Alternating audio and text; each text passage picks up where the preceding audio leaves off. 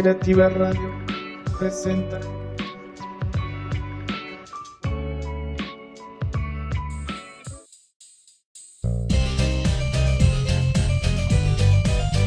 Entre historia y canciones. La historia al compás de la música. Con Marcelo Velázquez y Larisa García en voz y audio. Producido por Creativa Radio Producciones. Escúchanos en fondoradio.epici.com. Búscame en Facebook como Larisa García Bojorquez. Búscame como Marcelo Velázquez Oficial. Y disponte a escucharnos que en breves segundos ¡comenzamos!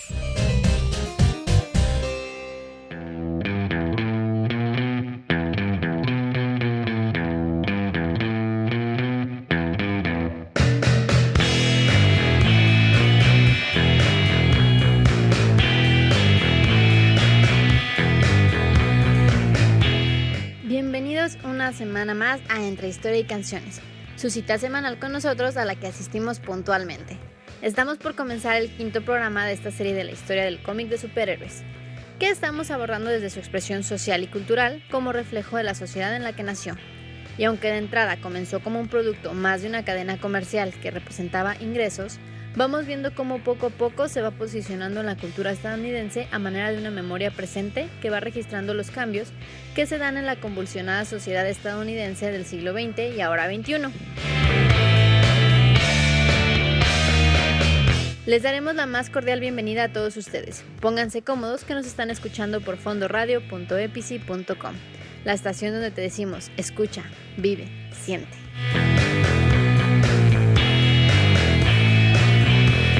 Hoy hemos comenzado con Los sonidos del silencio de Simon and Garfunkel, que era estrenada en 1964, convirtiéndose en la canción que catapulta a este dueto al estrellato. La masificación despersonaliza, pero todo gira hacia el individuo. La persona es lo importante, y esta canción llevó a la nación a elaborar estos cuestionamientos. Hoy también seguiremos escuchando los temas de las series animadas de superhéroes y además algunas sorpresas musicales de la época. De verdad, esperamos que disfruten de la sección musical.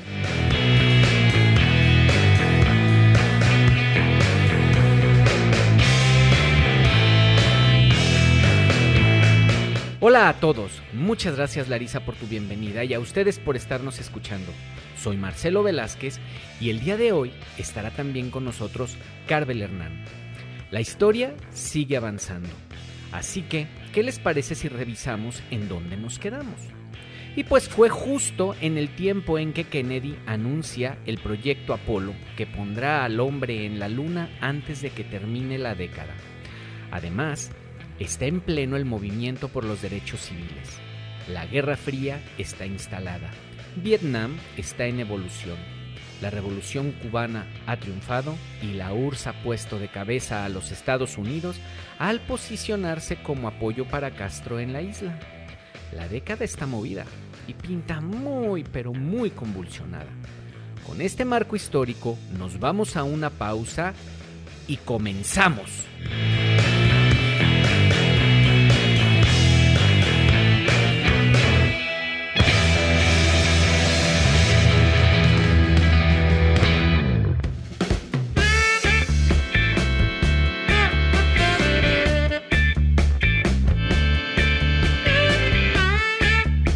La crisis de los misiles de Cuba es como se denomina el conflicto entre Estados Unidos, la Unión Soviética y Cuba en octubre de 1962, generado a raíz del descubrimiento por parte de Estados Unidos de bases de misiles nucleares de alcance medio soviéticos en territorio cubano. Fue una de las mayores crisis, junto con el bloqueo de Berlín, y entre ambas potencias durante la Guerra Civil. Y en esta crisis, la de Cuba, es donde más cerca se estuvo de una guerra nuclear. De hecho, solo 2 veces en la historia se ha alcanzado una condición de defensa de este nivel 2 en Estados Unidos. La crisis abarca el periodo comprendido entre el descubrimiento de los misiles balísticos de alcance medio de la Unión Soviética el 15 de octubre de 1962 hasta el anuncio de su desmantelamiento y traslado de vuelta a la Unión Soviética el 28 de octubre de 1962. Sin embargo, a otros niveles se extendió hasta noviembre de 1962 e incluso enero de 1963 en sucesivas minicrisis.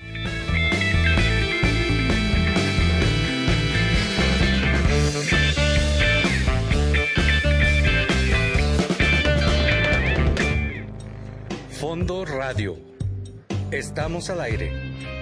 Escucha, vive y siente.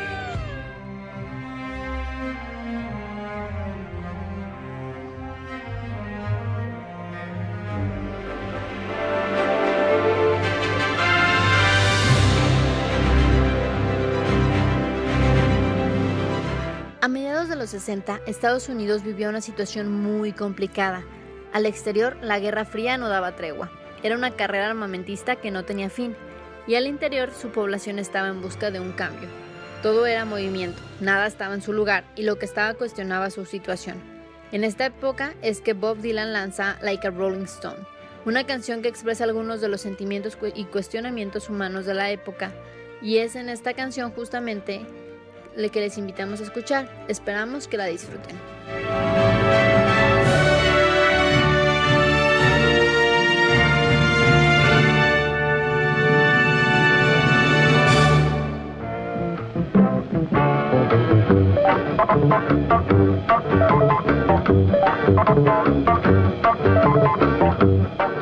Están escuchando Entre Historia y Canciones por fondoradio.epici.com. Estamos a 2 programas de terminar esta serie. Nos gustaría saber si se les ha hecho interesante. Si tienen algún comentario acerca de la historia del cómic de superhéroes, y no es una historia exhaustiva y muchas cosas que quizás les parezcan interesantes, probablemente no las hemos dicho. Si tienen algún dato interesante o comentario que nos aporte a esta serie, adelante, anímense a escribirnos. Tenemos nuestras redes sociales. En Facebook estamos como Fondo Radio, en Twitter como @fondoradio1 y también nos pueden encontrar personalmente como Marcelo Velázquez Oficial o Larisa García Bojorquez. Y bueno, vamos de regreso con Marcelo y Carbel Hernán para comenzar lo de la historia de hoy.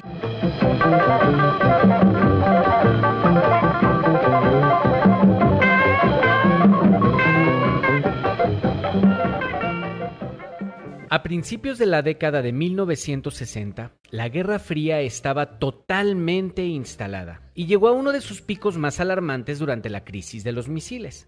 La industria armamentista estaba en pleno desarrollo. La economía estadounidense estaba boyante, en gran parte por esta industria. La mitad del mundo estaba comprando las armas estadounidenses y la otra mitad las armas rusas. Es bajo esta lente que en los cómics nace una serie de superhéroes y personajes cuyo universo era el mundo del espionaje, los ejércitos y las intrigas internacionales. En este contexto es que aparece uno de los héroes más importantes de Marvel. Y para contarnos de quién se trata, está nuevamente con nosotros Carbel Hernán. ¿Qué tal, Carbel? ¿Cómo estás? Estoy muy bien y muy feliz de estar otra vez aquí con ustedes. Bueno, tomando en cuenta el tema del programa del día de ahora, platícanos. A la luz de la Guerra Fría, ¿qué superhéroe es lanzado al mercado por Marvel? Pues el superhéroe que vamos a ver hoy es un superhéroe que la verdad nunca pensé que se fuera a crear por este tiempo ni por esta causa, pero estamos hablando nada más y nada menos que Iron Man. Este fue creado por Stan Lee, Larry Liener, Don Heck y Jack Kirby. Este fue creado como idea base como una arma, ya que en la Guerra Fría lo que ellos tenían miedo era de que los rusos tenían armas, ellos también. Así que si los rusos lanzaban armas, ellos también le iban a lanzar algo a ellos para regresárselas. Entonces por esto surge Iron Man. Su historia narra de un niño, el hijo de un multimillonario, dueño de empresas Stark. Sus papás fueron asesinados y le dejan como herencia Industrias Stark. Este comienza a hacer con toda la tecnología y todo el dinero que tenía, comienza a hacer armas, comienza a hacer muchas cosas que a muchos contrabandistas les interesó, por lo que Wong Chu lo secuestra y lo lleva como a una celda donde había muchos, pero muchos aparatos para que él creara armas, y lo obliga a que le cree una arma. Pero antes de esto, a Iron Man le explotó una granada y varios de los pedazos de esta granada se le enterraron en el cuerpo y cada vez se le iban acercando más al corazón, por lo que no iba a durar mucho con vida, así que se debía de apurar. Pero en esta celda encontró a un amigo que le construyó como un imán para que todos esos fierros que se le quedaron incrustados en el cuerpo no se movieran, se quedaran estáticos, y aparte su corazón no se acelerara y no le diera un infarto. Cuando deberían de estar creando un arma, comenzaron a crear un traje para ellos escapar, pero como la tecnología que tenían o los conocimientos que ellos tenían no era muy grande, hicieron un traje en muy poco tiempo, pero que se tenía que conectar a la luz para que él pudiera escapar. Entonces su amigo se tuvo que sacrificar para que, él se tuvo que sacrificar, tuvo que dar su vida para distraer a todos los soldados que estaban en esa celda para que cargara el traje. Y después de que cargó el traje, porque lo tuvo que conectar a la luz, se escapó y se vengó de los secuestradores. Más después de vengarse de estos, comenzó a hacer trajes más modernos, mucho más, con más tecnología para impartir la justicia, para ayudar a las gentes necesitadas, pero él seguía creando armas y vendiéndosela a cualquier persona que le diera un buen precio por ellas. Su primera aparición fue en Tales of Suspense 39 en marzo de 1963. Y también junto con Iron Man, ¿quién ve la luz? Esta es una nota al margen, simplemente para que veamos cómo los superhéroes van cambiando con el tiempo, porque aquí va a aparecer una villana que con el tiempo resulta que ya no es villana. ¿De quién estamos hablando? Estamos hablando de Natasha Romanoff, que después de tiempo sería la Viuda Negra. Esta comenzó siendo una espía rusa contratada por Wong Chu para que espiara a Tony Stark para saber qué estaba haciendo, porque después de que se escapó no era que todo lo que les había hecho o todo lo que ellos le habían hecho se hubiera terminado y ya no lo estuvieran buscando. No, todo lo contrario. Después de que se escapó lo siguieron buscando, pero no lo podían hacer como lo habían hecho al secuestrarlo, sino que lo tenían que hacer con más sutileza. Así que contrataron a una espía rusa que mucho después sería muy, pero muy amiga de Iron Man. Pero eso ya lo veremos en el último capítulo de esta serie. Recuerden que estamos en el penúltimo programa. No, estamos a 2 programas de terminar la serie de los superhéroes. Entonces creo que esto lo vamos a ver a lo mejor en el que sigue o en el último. Pero es muy curioso. En esto vamos aclarando detalles, porque una cosa es lo que el superhéroe te dice y otra cosa es lo que significa. Iron Man fue el primer superhéroe que nace al mundo siendo el representante del capitalismo. Tony Stark no tiene muchas alianzas ni mucho nada. Su problema con el comunismo es que el comunismo es Estado y eso a él pues no le conviene. Él es capitalista, él necesita ganar dinero. Entonces él le vende armas a los Estados Unidos, pero le vende armas a los vietnamitas. Él nace a la sombra de la Guerra Fría durante la Guerra de Vietnam.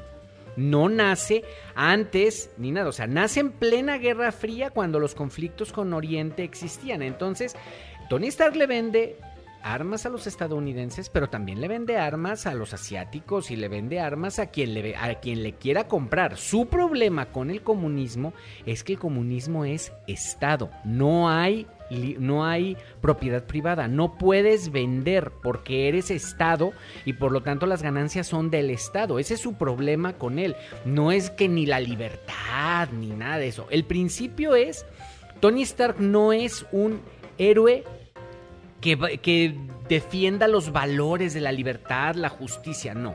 Él defiende el libre mercado y nace a la sombra de la Guerra Fría, el tiempo en el cual las grandes corporaciones fabricantes de armas se están haciendo multimillonarias. ¿A causa de qué? A causa de los conflictos que está teniendo Estados Unidos con Rusia y esa carrera armamentista que comenzó por ahí del 48-49 cuando se declara la Guerra Fría y que alcanza su tope máximo por esta década. Entonces, ese es el principio del nacimiento de Iron Man. Y la parte... Otra cosa que es muy importante que nace con Iron Man, por eso es tan importante este superhéroe, pese a que en su momento no fue tan importante, es un parteaguas entre muchas cosas, porque con Iron Man nacen los villanos racistas. ¿Cómo los villanos racistas? No es que los villanos sean racistas, sino que los villanos comienzan a tener características de raza para ser villanos. Natasha Romanoff, en el nombre y en su persona, lleva la parte de lo que significa, tiene características rusas. Nace el mandarín, que es chino, y acuérdense que la China es comunista y por lo tanto es asociada de Stalin y de Rusia y por lo tanto enemiga de los Estados Unidos. Entonces nace la China comunista y en él ponen al villano como chino, para tomar en cuenta que los chinos son malos. Luego, generalmente, en toda esta década y junto con Iron Man empiezan a aparecer los villanos y todos los que tienen que ver con ser enemigos, empiezan a tener facciones orientales, comienzan a tener facciones rusas, o sea, son como chaparritos, bigotones, peludos, que es... esos no son los sajones. Los sajones son lampiños, altos, delgados, güeros, rubios. Los rusos, o sea, los eslavos, son un poco más bajos, pero son más anchos de cuerpo, pelo oscuro, peludos, bigotones y demás. Entonces empiezan a tomar muchas características de estos lugares, a ponerles las pieles del color diferente para que los villanos tengan características raciales. Eso es algo que aparece en esta década y uno de los principales promotores y de los más famosos personajes que favorecieron esto fue Iron Man.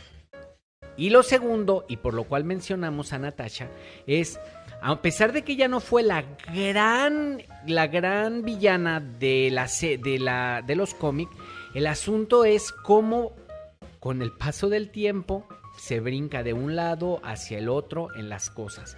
Los que en un día son tus archienemigos, de repente son tus grandes enemigos. Cualquier coincidencia con la guerra de independencia de los Estados Unidos, donde los ingleses eran los enemigos por antonomasia y contra lo que tenían que luchar, después en la Segunda Guerra Mundial son los grandes amigos y aliados y son amiguísimos y hermanos de sangre y se tratan como iguales y todo.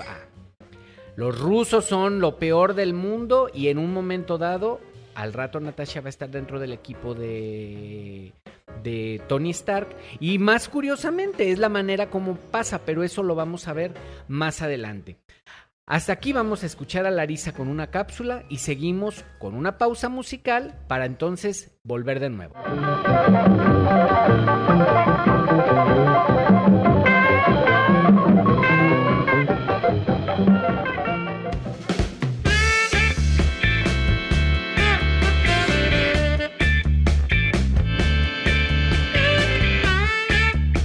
El asesino de John F. Kennedy, 35º presidente de los Estados Unidos, tuvo lugar el viernes 22 de noviembre de 1963 en Dallas, Texas, Estados Unidos, a las 12:30 del día. Kennedy fue mortalmente herido por disparos mientras circulaba en el coche presidencial en la Plaza Daly. Fue el cuarto presidente de Estados Unidos asesinado, con Abraham Lincoln, James Abraham Garfield y William McKinley, y el octavo que murió en ejercicio de sus funciones. 3 investigaciones oficiales concluyeron que Lee Harvey Oswald, un empleado del almacén Texas School Book Depository en la Plaza Daly, fue el asesino. Una de ellas concluyó que Oswald actuó solo y otra sugirió que actuó al menos con otra persona más. El asesinato todavía está sujeto a especulaciones. Es origen de un gran número de teorías conspirativas. Recientemente, Howard Hunt, miembro importante de la CIA, confesó su lecho de muerte de acuerdo con su hijo, la supuesta auténtica trama que envuelve este magnicidio. Según Hunt, Lyndon B. Johnson habría sido el autor intelectual del asesinato, ansioso de conseguir el poder tras 2 años como vicepresidente y viendo cómo las posibilidades de suceder a Kennedy se desvanecían. El asesinato habría sido planificado por cientos de agentes de la CIA que estaban en contra de Kennedy, como el propio Hunt o Kurt Meyer, cuya esposa tenía un amorío con él, entonces presidente. El francotirador habría sido un asesino a sueldo de la CIA, proveniente de la mafia corsa llamado Lucien Sartre.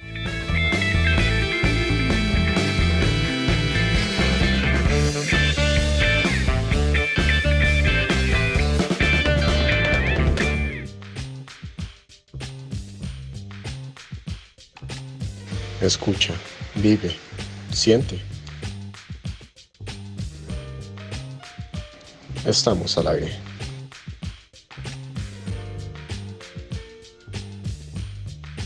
Fondo Radio.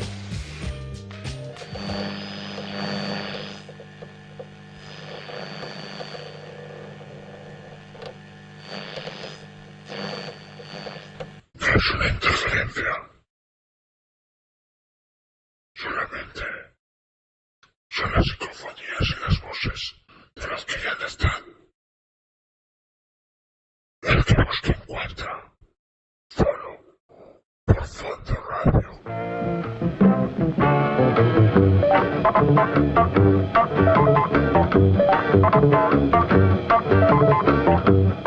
Me parece muy interesante cómo los personajes y superhéroes van apareciendo como respuesta a situaciones precisas que se están dando en la sociedad estadounidense. Definitivamente, al ir viendo cómo se dan situaciones específicas, cobran una dimensión distinta y vamos entendiendo por qué a esta altura del siglo y apenas unos 25 años después de haber visto la luz, los cómics ya son considerados una expresión cultural netamente estadounidense.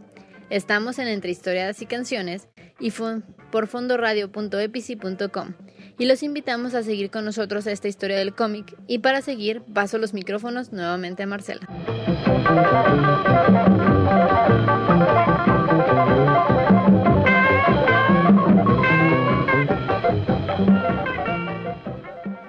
En pleno desarrollo de lo que será más tarde la Guerra de Vietnam y apenas librada la crisis de los misiles de Cuba, la sociedad estadounidense se ve cimbrada de sus mismos cimientos. Han asesinado al presidente Kennedy. Las teorías hablan desde el asesino solitario hasta conspiraciones que incluyen intereses en la Guerra de Vietnam o la mafia italiana, además de muchas otras. Pero lo que este hecho ocasiona en la sociedad es la total desconfianza en el aparato gubernamental. El Estados Unidos de la Segunda Guerra Mundial está muriendo. El patriotismo a ultranza, la esperanza del futuro dorado prometido por la patria en manos del gobierno, desaparece. Aquí sucede algo muy importante en los cómics. Marvel decide revivir a un héroe de la Segunda Guerra Mundial, un superhéroe que representaba los valores de Norteamérica, todo aquello que resguardaba el modo de vida americano. ¿Y quién sino Marvel es quien nos va a presentar la segunda parte de esta historia? Porque ya habíamos hablado de él. ¿De quién estamos hablando? Estamos hablando nuevamente de Capitán América. Decidieron revivirlo ya que él representaba todo lo que todos los valores que ellos tenían como Norteamérica, y como se estaban perdiendo, decidieron como darle una pequeña probadita a la gente de que todavía había esperanza, por lo que decidieron inventarse, entre comillas, la historia de que no se murió Capitán América en la Segunda Guerra Mundial, sino que se congeló y se encontró en la actualidad. A la hora de revivirse, tenemos que entender que él era un soldado del gobierno, por lo que, entre comillas, todo lo que él tenía se lo debía al gobierno, porque su fuerza, como si no saben, se la fue puesta por el gobierno, porque él, cuando Hitler subió al poder, ese Steve Rogers estaba muy asustado, por lo que decidió inscribirse en el gobierno militar, y como estaba muy débil, no lo eligieron. Pero hicieron pruebas con él y le inyectaron un suero que lo convirtió en superhumano. Después de descongelarlo en el hielo, él estaba muy desacostumbrado a los principios que tenía la gente de ese entonces, porque él fue sacado como si solamente a él hubieran pausado, pero todo hubiera continuado. Entonces él se quedó mucho tiempo atrás, pero ya el mundo había evolucionado. Por lo que él se tuvo que adaptar a los nuevos pensamientos, y él se dio cuenta de que el gobierno estaba haciendo cosas malas, por lo que decidió renunciar a su nombre, que era Capitán América. En ese trance, muchos Capitán América surgieron, muchos, pero ninguno se quedó. Hasta que él resurgió y dijo que él había resurgido no porque ya estuviera contento con el gobierno, sino porque él pensaba que podía ser él podía seguir luchando por los principios norteamericanos a los que él creía, o a los que él respetaba. No era porque él ya quisiera cómo estaba trabajando el gobierno, no era porque a él ya le gustara, sino porque él todavía decía que se podía cambiar, y esos valores se podían volver a poner en marcha y podían volverse a implantar en las personas. Sí, el asunto del Capitán América y por qué fue su resurgimiento fue ese. Cuando lo deciden, después del asesinato de Kennedy, la sociedad empezó a desconfiar mucho del gobierno. Acuérdense que en la Segunda Guerra Mundial, si el gobierno decía brincan, ellos solamente decían dinos hasta dónde. Era una fe ciega en el gobierno. El gobierno veía por sus habitantes, veía por su gente, y acuérdense que Roosevelt se ganó a la gente totalmente porque los sacó de la crisis, los llevó al primer mundo, los convirtió en una potencia. Entonces ellos adoraban mucho, respetaban mucho el poder gubernamental, pero se fueron dando los cambios hasta que matan a Kennedy. Realmente a nadie convenció la investigación que hubo de Kennedy. Hasta la fecha nadie sabe qué fue realmente lo que sucedió, y ante el sospechosismo, pues lo que queda es que fueron intereses oscuros los que lo hicieron. Entonces, cuando Steve Rogers regresa, él regresa a un mundo que ya no es el mismo. Él creía que el gobierno veía por sus ciudadanos y se empieza a dar cuenta de que pues eso no pasa. Porque no crean que sucede en una serie de 8 o 10 números. Es algo que sucede a lo largo de los años. Es en el tiempo en el que matan a Kennedy. Después se desarrolla más fuerte la guerra de Vietnam. Vienen todas las movilizaciones antibelicistas, llegan el movimiento de los derechos humanos a cobrar más fuerza, llega el movimiento de los jóvenes del 68, o sea, todo eso va pasando y poco a poco va cayendo. Entonces, Steve Rogers entra en una crisis personal de qué significa ser lo que él es. Y en esa crisis, para sacarla adelante, él renuncia a ser el Capitán América y se llama a sí mismo Nómada. Ese es el nombre que le dan a él, que se da a él como superhéroe a partir de ahí, pero renuncia a ser superhéroe, simplemente se convierte en nómada, y es alguien que no tiene patria. Un nómada es alguien que no tiene un lugar en donde estar.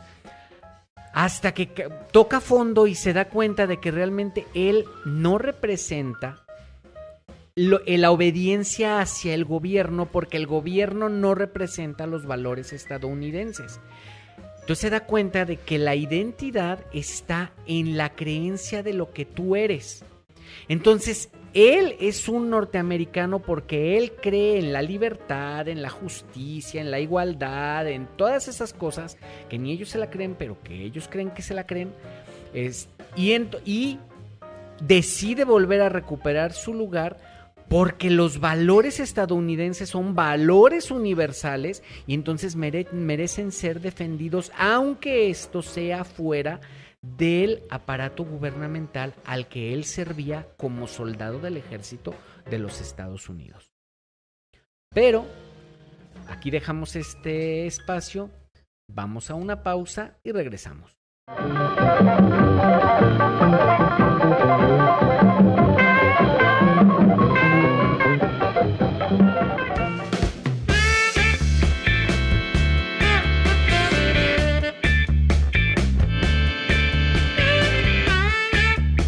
La contracultura de la década de 1960 se refiere a un fenómeno cultural antisistema desarrollado primeramente en Estados Unidos y el Reino Unido y posteriormente llevado a la mayoría del mundo occidental entre los primeros años de 1960 y mediados de 1970.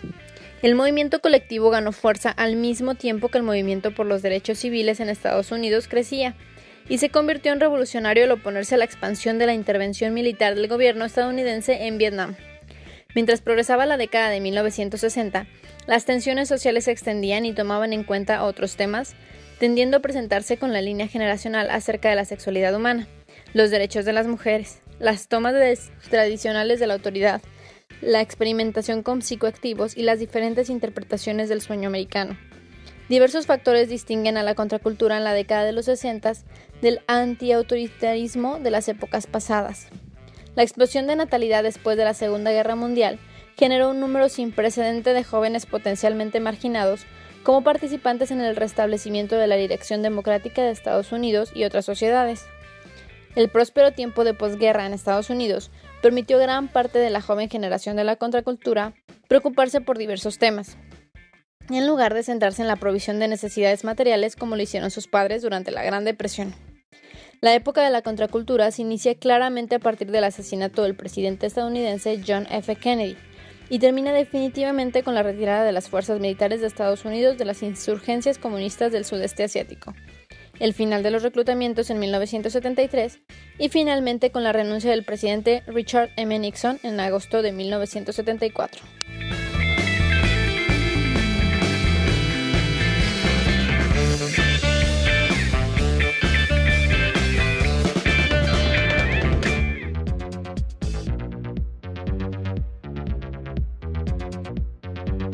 Fondo Radio presenta.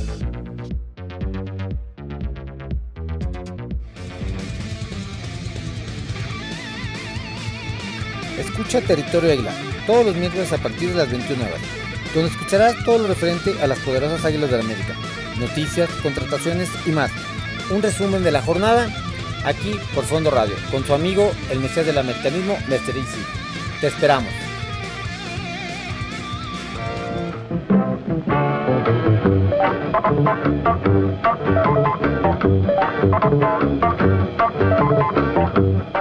Es debido a este tipo de historias como la del Capitán América y su crisis existencial, que en una época en la que se buscaba la afirmación del individuo por encima del concepto de nación, y no al contrario como había sido hasta la Segunda Guerra Mundial, que Marvel lentamente se va posicionando en el gusto del público y va poco a poco desplazando a DC.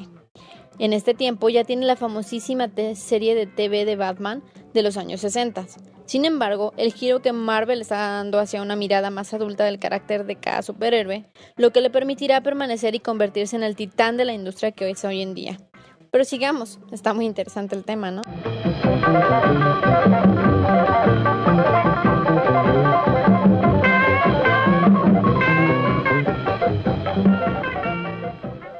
La sociedad estadounidense está volcada en la contracultura. Esta cubre bajo su sombra la revolución sexual, el feminismo, los movimientos en contra de la guerra de Vietnam y el movimiento de los derechos civiles. Los jóvenes desean algo más que poder llegar a tiempo para la barata de fin de temporada. El sueño americano está redefiniéndose. Y es por este tiempo que asesinan a Bobby Kennedy y a Martin Luther King, lo que hace que el pueblo estadounidense tome conciencia. El gobierno no buscará lo mejor para el pueblo sin el pueblo. Los negros no serán reconocidos como iguales sin los negros. La guerra de Vietnam no terminará si la sociedad no sigue oponiéndose activamente. Los Estados Unidos comienzan a tomar conciencia de su diversidad. Y por este tiempo, desde los primeros años de la década, Marvel ha incluido en sus historietas la diversidad de personas que forman el pueblo estadounidense. Podemos ver entre la gente de las escenas citadinas negros, asiáticos y blancos por igual, aunque los personajes principales siguen siendo blancos. Y aquí es donde Marvel vuelve a hacer historia en 1966, cuando lanza el primer superhéroe de tez negra de la historia. ¿Y estamos hablando de quién? Estamos hablando del mismísimo Pantera Negra. Como bien dijo, es el primer superhéroe negro. Su historia cuenta de un lugar en la selva donde cayó un meteorito con un metal muy importante, muy tecnológico, que se le puede sacar mucho provecho, llamado vibranio. Con comenzaron a hacer armaduras, comenzaron a hacer diversas cosas en ese pueblo. Todos en ese pueblo eran como unos tipos indígenas, si se podría decir, pero tenían un jefe, tenían guerreros. Pero después de tener este metal, el jefe, que le llamaban T'Challa, hizo como un campo que los hacía invisibles de las otras personas. Así que si un enemigo o alguna otra persona se acercaba, no los podría ver hasta que atravesara ese campo, y solamente podía atravesarlo si ellos lo dejaban. También el traje de Pantera Negra representa varias cosas. La primera, lo negro, representa como la elegancia de un traje, y también la tecnología que tienen habla como de la explosión y de todo lo que ellos habían aguantado de racismo, todo eso, ya que el traje actual y varias de las características del primer traje, que son muy similares, son de que por varios golpes que tiene, el traje como que lanza como un impacto más fuerte, y eso representa como todo lo que los negros tuvieron que soportar, y que en un tiempo se debían como de como de rebelarse o poner un alto. Por eso hicieron ese del traje de Pantera Negra. Y sí, también era para incluir la diversidad en los Estados Unidos, para que se dejara ese racismo que había. Sus creadores fueron Stan Lee y Jack Kirby, y su primera aparición fue The Fantastic Four número 52 en 1966. El principio de Pantera Negra es muy interesante porque, para empezar, es el primer superhéroe negro, pero no tuvo gran éxito por varias razones.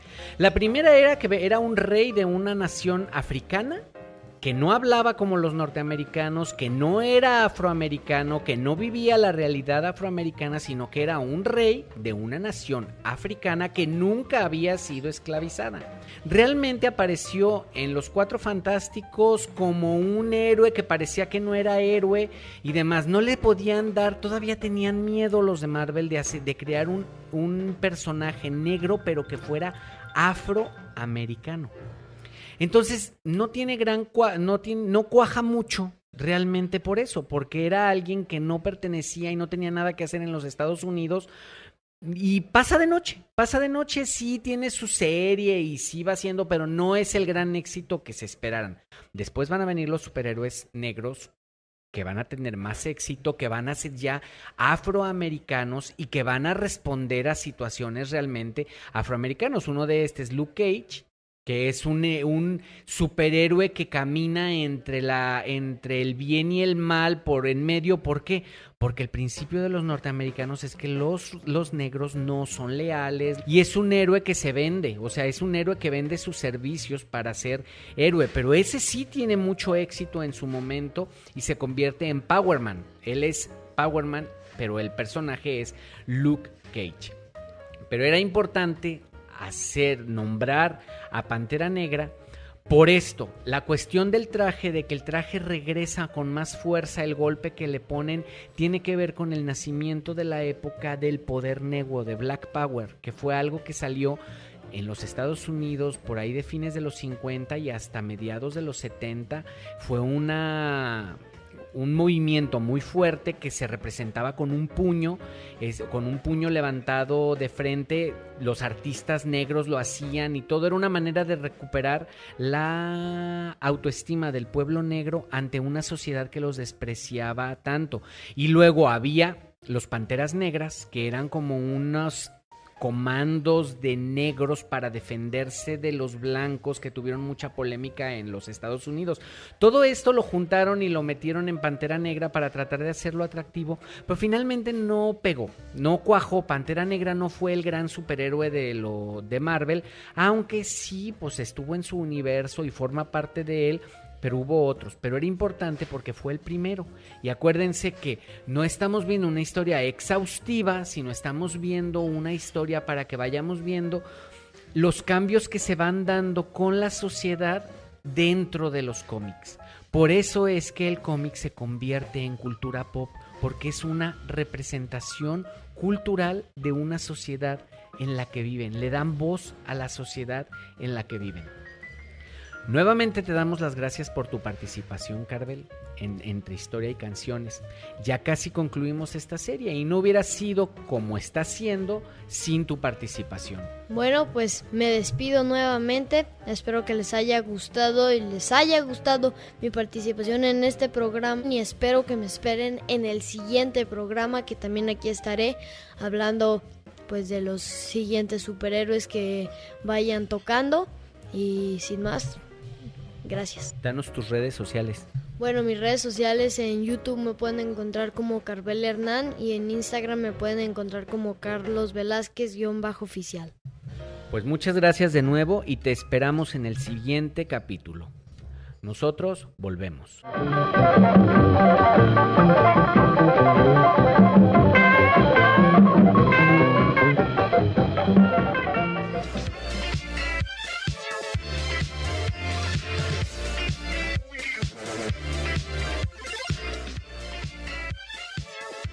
Escucha, vive, siente. Fondo Radio.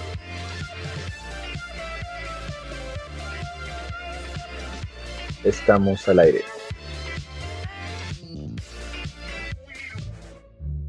Por favor, escúchanos.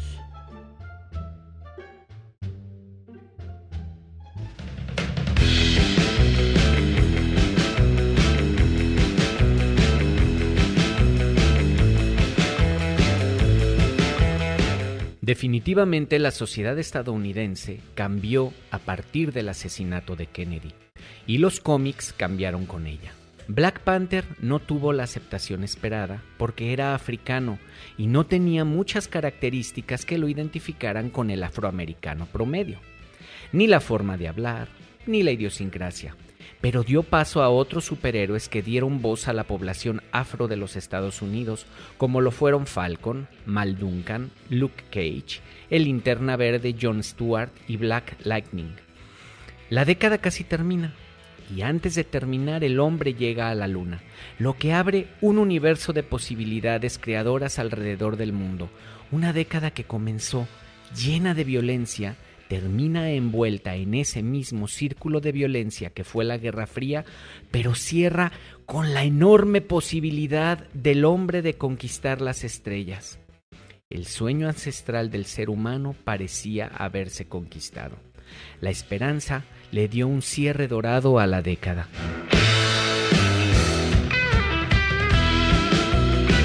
Aquí dejamos este episodio y nos volveremos a encontrar dentro de poco aquí entre historia y canciones. Soy Marcelo Velázquez y dándoles las gracias por el tiempo compartido con nosotros, paso los micrófonos a Larisa.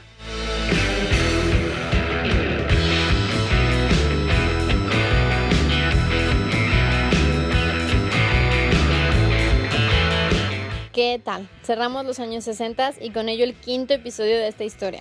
Nuestro álbum de superhéroes va creciendo y el nivel de profundidad de sus historias va aumentando. De ser simples historietas infantiles para pasar el rato, van evolucionando hasta cuestionar las raíces que sostienen la sociedad misma. Y esto sin perder el atractivo de la aventura, la acción y la fantasía. Yo soy Larisa García y les voy a dejar con un sonido más ligero. Tanto existencialismo nos deja un poco bajo de energía. Así que escuchemos a los Bee Gees con un éxito mundialmente conocido. I Started a Joke. ¡Nos vemos!